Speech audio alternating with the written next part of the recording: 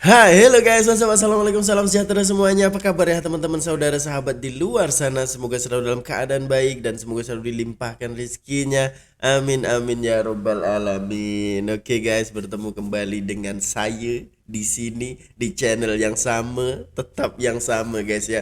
Jadi aku harap kalian tidak akan bosan lah guys ya, sebab kita juga menunaikan ya untuk DM-DM yang masuk dan kita juga memberikan informasi gitu ya guys ya. Semoga Anda tidak pernah bosan dan thank you banget yang selama ini sudah support channel ini. Terima kasih banyak ya. I love you all. Oke guys, kita sudah ada DM masuk ya. Jadi kita sudah buka guys. Oke, jap ya. Nah, ini dia guys. Nah, ternyata ini channel daripada orang putih guys ya. Kita subscribe dulu guys. Nah, ini tajuknya cukup menarik nih. 30 Years of Love and Adventure, a Personal Journey in Malaysia, guys.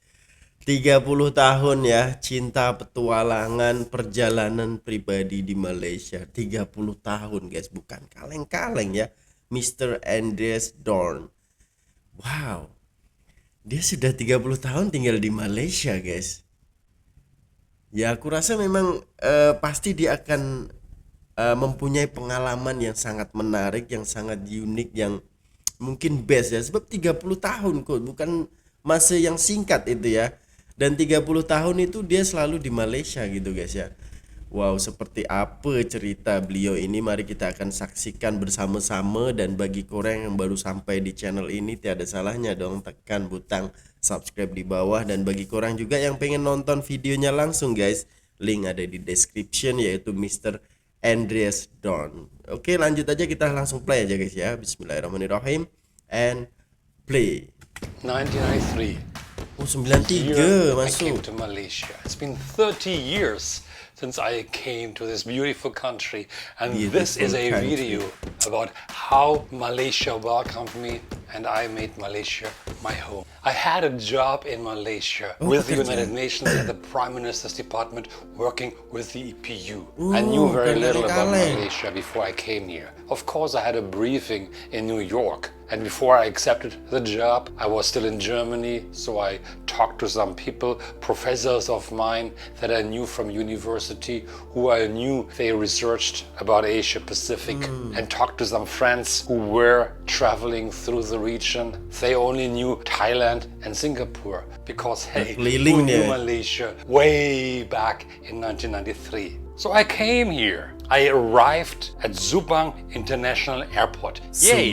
Subang International Airport. Do you still remember Subang International Airport? If you do, just type it into the comment box right now.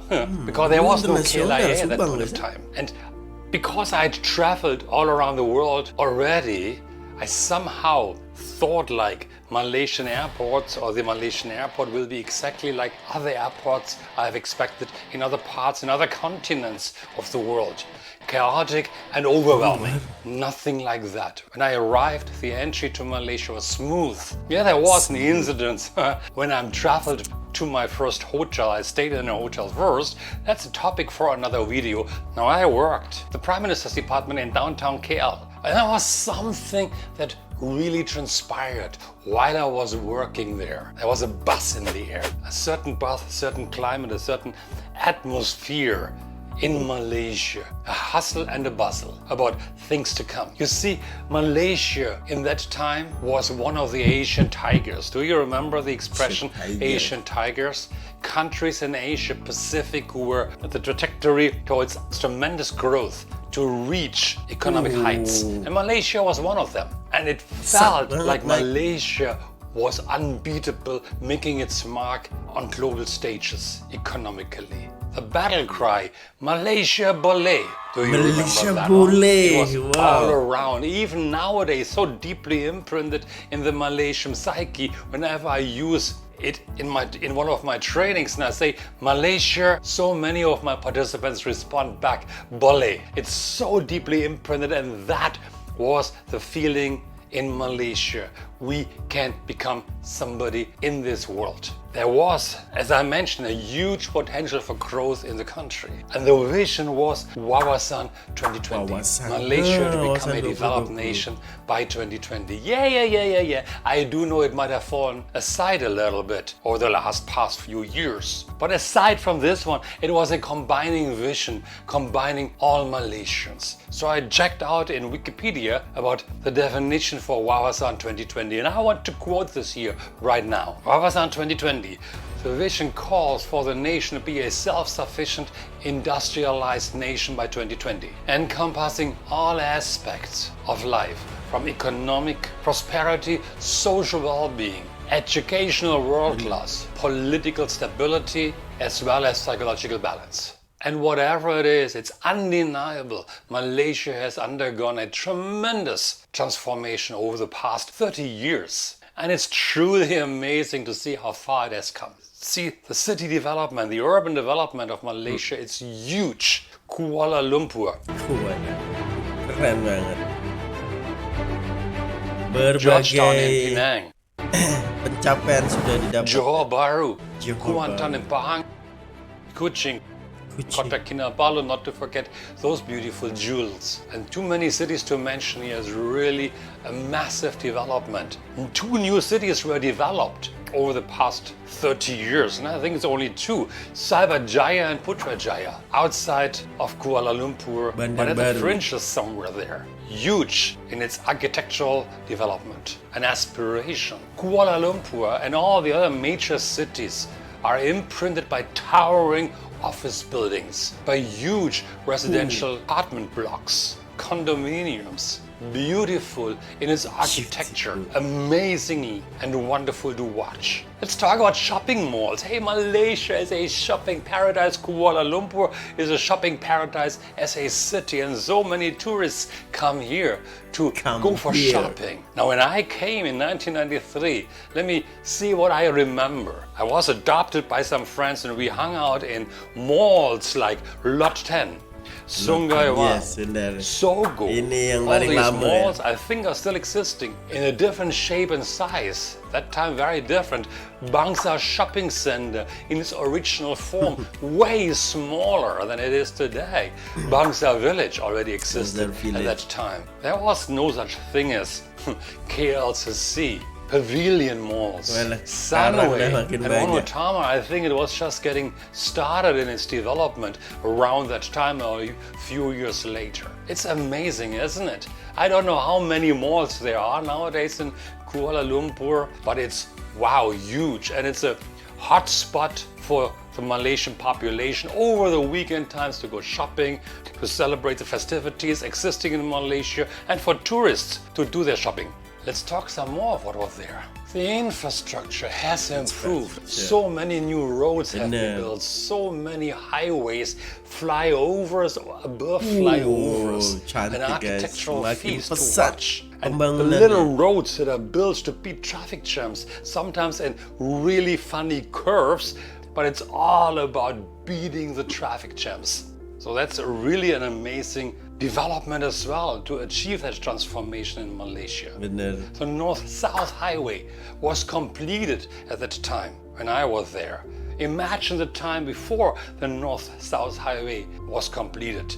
Nowadays, clogged with traffic during Chinese New Year or Hari Raya or other festivals. Hari Raya. But at that time, before its completion, when there were the normal roads, imagine all the traffic today would be on those normal roads. Nothing would move anymore. Benar, And of benar. course, hey, we got public transport, LRT, Yes, ini MRT, and termasuk yeah, keren I banget. do know they are breaking down every now and then, and commuters get stranded at different stations, and it's a pity, of course. But 1993, 1995, there were buses, remember the mini buses all Benar, across minibus town? dulu. Bringing passengers from station to station, the conductors hanging out from the doors, shouting the different stations they would go to before they reach their final destination, sometimes stopping in the middle of the roads, rushing the passengers to come on board, rushing passengers to go off board. How dangerous it was. are still a very unique feature of the Malaysian life at that point of time. I mentioned Subang International Airport earlier, but imagine KLIA was not existing in 1993, 1995. Even KLIA 2 only opened, I think, in 2014. It's a beautiful airport, but before it existed, it was Subang International Airport. And that was quite an interesting and much smaller airport. KLIA nowadays, of course, carries a lot of traffic. I couldn't imagine Subang International Airport to carry the same load. That would be like, whoa, I couldn't imagine. So that was also some foresight to plan that airport. Of course, population has grown dramatically over the last 30 years. Urbanization is huge. And nowadays you see many Matsalis, foreigners, running around in cities like in Penang or in cities like Kuala Lumpur. When I reached Malaysia in 1993, I don't think there were that many. Yeah, there were some, of course, I remember, but there were not that many. And I remember always being stared at when I walked around in Bangsa.